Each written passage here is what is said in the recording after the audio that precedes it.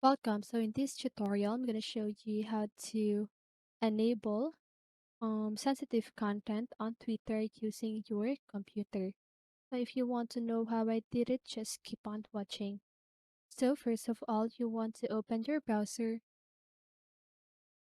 Once you've done that, just go ahead and search for twitter.com. You can see that here on my search bar. And now just go ahead and log in your account. So if you don't have one, just go ahead and sign up for one. And once you're done with that, just go ahead and click More here at the left side of your screen and click on Settings and Support. Now just go ahead and click on Settings and Privacy and choose Privacy and Safety. So now you want to click on Content You See,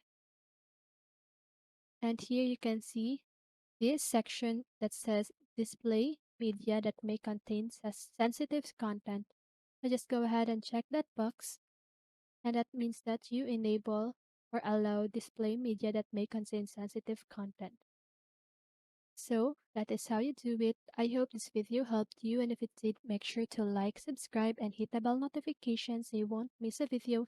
See you on the next one, and have a great day.